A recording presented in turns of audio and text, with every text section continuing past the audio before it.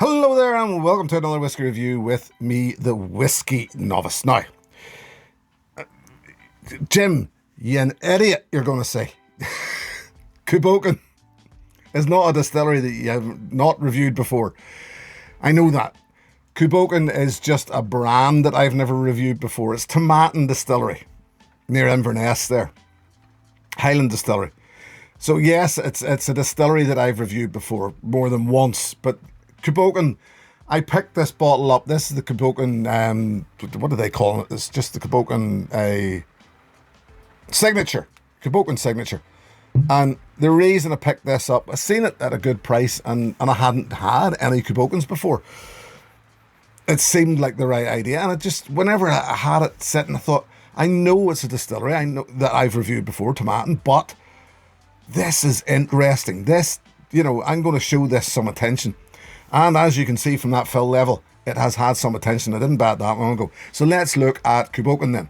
As I said, a Highland distillery, Tomatin, originated circa 2005. So the Cu Bocan, and do you know, I haven't done an awful lot of homework on it. I can't remember Japanese owners there. Their name escapes me right now. So let's just look into this one. So Cu Bocan, sort of, it's another one of those, it's distilleries separating themselves between non-peated malt and peated malt. Think Tobermory, Lechic, think Edredor, Bòcan, there's a few of them, Glenallachie, Meikle Tor. You know, they've basically given their peated malt a separate sort of name to separate, not to separate themselves from it, but basically just, it gives it another place in the market. I like it. I actually do like the idea of that. So this one, the Cu Bocan Signature, bottled at 46%, non-chill filter, natural colour. We like that. We like that a lot. And I like this a lot. It's youthful. It's got all of that youthful creaminess about it straight away, instantly. But it's so fruity and so caramelly. And so, and that fruit is orange and it's caramel, and the smokiness is just so well, works so well as a marriage with that sort of young spirit, in my attention, my opinion. Yeah, creamy as orangey, hints of chocolate, caramel. Soft stone fruit and smoke. Peach in there, there's mandarin in there, there's pear in there, and it's just really, I mean, from the first second I opened this and tried it, it was just so nice in the nose, given its, I'm just going to suggest, entry level price, which we will get to in a moment.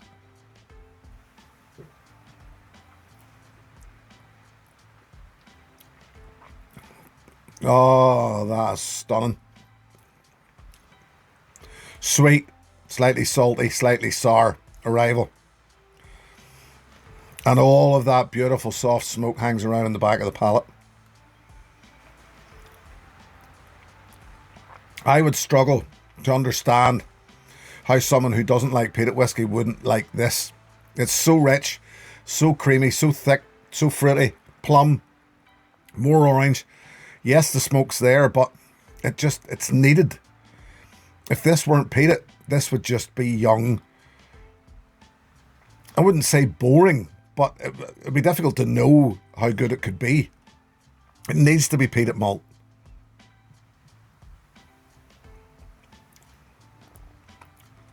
It's biscuity, it's malty. It's so Moorish.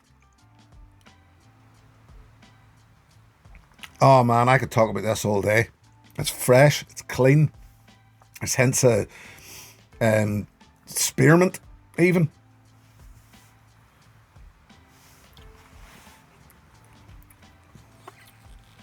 Now, all I will say is,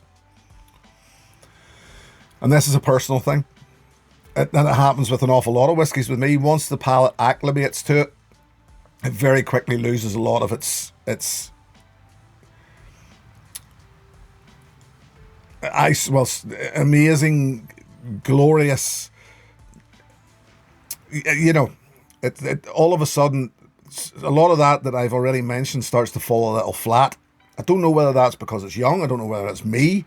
Certainly because, as I say, when your palate acclimates to these things, yes, you know, you'll only get the wow factor for a moment. This feels very early on because you keep just getting that wow factor over and over again. But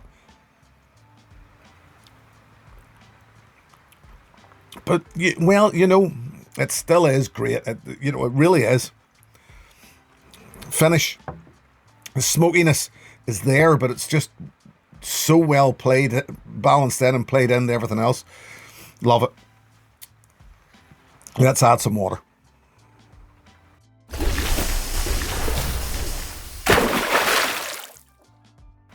So I've given it some water. I've given it a little bit of time.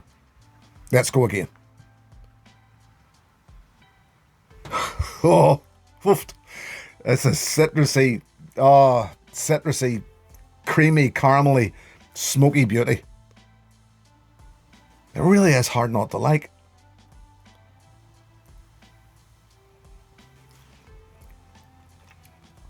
All of that. That was something I found before I added the water. While I was adding the water, I found it going a little dry in the back of the palate. With the addition of that drop of water, almost perfect. All but perfect.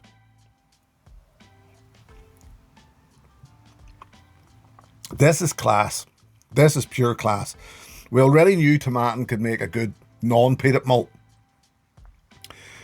For what is the entry to Cu Bocan and the Cu Bocan line, this is about £35 a bottle, I think. I think it was around that. I think that's one of those sort of 35, 40 pounds a bottle for the whiskey that's in it. And I mean, anybody that would say there's no age statement, what difference does it make? It's bottled at 46%. It's natural colour. It's non-chill filtered. It says so on the bottle. We don't have to go looking for that information.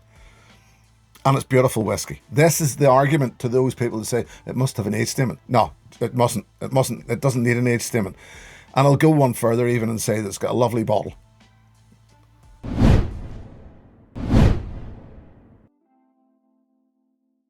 So, with such a glowing review, what would I recommend as an alternative? Well, once again, this was actually dead easy. So easy. Kilkerran heavily peated all day long. It's the same youthful, creamy, smoky, chewy toffee, fruity notes. Oh man, I mean, it was easy, so easy this time to go, well, look, if you've bought the Cu Bocan entry-level signature, where do you go next? Kilkerran heavily peated, easy. Slightly harder to get, yes. Given the price, it's another fantastic whiskey. So it's an easy call, either or, and you'll not be, if you like that sort of thing at all, you'll not be disappointed with either of these whiskies because they're both fantastic. Actually, given, I would nearly say, if you haven't tried either of these whiskies, save yourself the hassle of trying to get your hands on a Kilkerran heavily peated and buy the Cu Bocan signature. You'll not be too far away and you'll not be disappointed.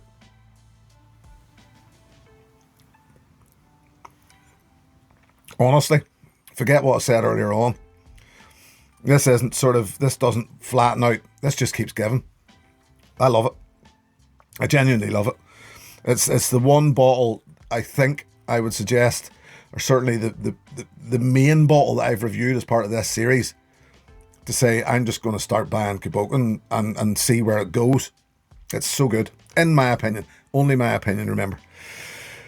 There, we'll leave it there. Glowing review. And I'll say thank you very much for joining me. Thank you very much to my patrons.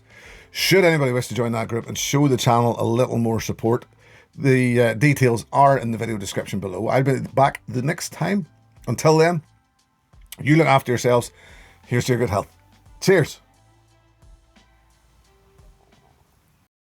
Hey, thanks for watching my video. Please click and subscribe to be notified of further content.